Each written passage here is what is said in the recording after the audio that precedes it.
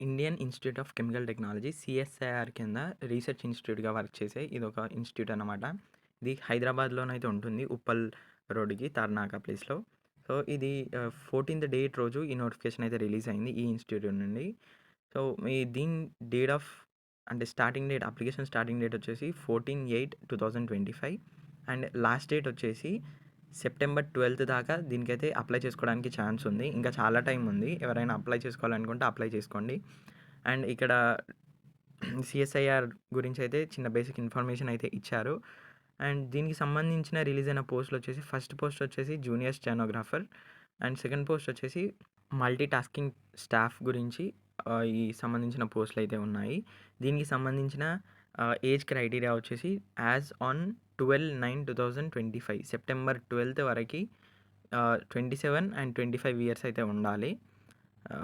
And rules and reservation rules and relaxations ప్రకారం ఇంకా caste రిజర్వేషన్ని బట్టి దీనికి అప్పర్ ఏజ్ లిమిట్ అయితే చేంజ్ అవుతుంది.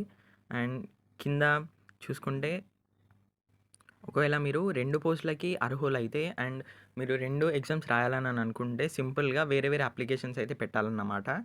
అండ్ ఇక్కడ eligibility criteria educational qualification for post code JST 01 అంటే జూనియర్ స్టెనోగ్రాఫర్‌కి 10+2 అయితే ఖచ్చితంగా ఉండాలి. అండ్ ఏ బ్రాంచ్ అయినా పర్లేదు. అండ్ కింద మల్టీ టాస్కింగ్ స్టాఫ్‌కి వచ్చేసి మ్యాట్రిక్యులేషన్ అంటే 10థ్ అయితే సరిపోతుంది.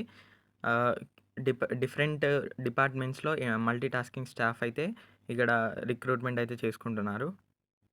దీనికి సంబంధించిన సెలక్షన్ ప్రాసెస్ ఫస్ట్ జూనియర్ స్టెనోగ్రాఫర్‌కి వచ్చేసి ఫస్ట్ 200 క్వెషన్స్ అయితే ఉంటాయి. 2 అవర్స్ టైం అయితే ఉంటుంది. అండ్ ఇందులో సెలెక్ట్ అయిన వాళ్ళకి తర్వాత స్టెనోగ్రఫీ టెస్ట్ అనేది ఉంటుంది.